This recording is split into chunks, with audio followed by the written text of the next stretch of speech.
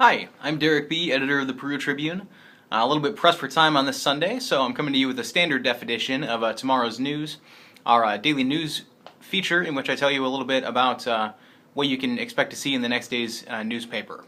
We were off Friday because we had some technical difficulties, but glad to be back with you today to tell you about our Monday paper, which is going to be a doozy.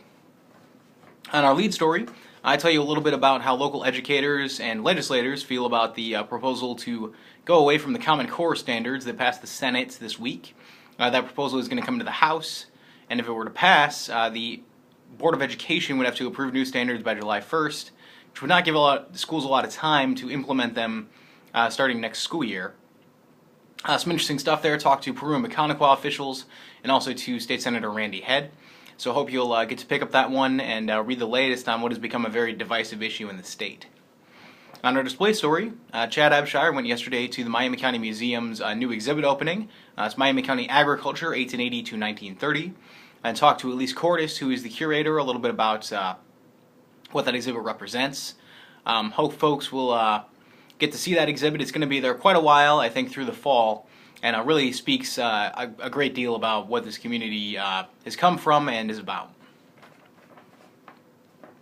Also on A1, Chad and I collaborated on a story about the weather. This weekend there were a ton of crashes related to snow.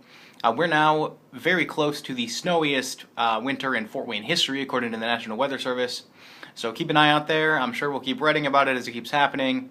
We've got another 3 weeks to get about 10 inches of snow, and that would be the record. So at this point, I'm figuring if we're going to be miserable, let's be historically miserable. So stay tuned. Also on A1, Chad and Eric Stoff collaborated on a story about the Miami sewer renovations, which are set to actually get going now in April. That project came in under bid, so they'll be able to protect the residents against any further rate increases. That's been very controversial because of those rate increases. The rates are going to be just slightly higher than what folks anticipated back in the fall. So I hope if you are from Miami, you'll take a look at that and consider going to their public hearing, 6:30 p.m., February 19th at Bunker Hill Town Hall. Finally on A1, Chad Abshire did a profile of John Norris, who is the owner of the Norris Insurance Agency and also an Amboy native. Still lives there in the house he grew up in. Really a great story to read about him.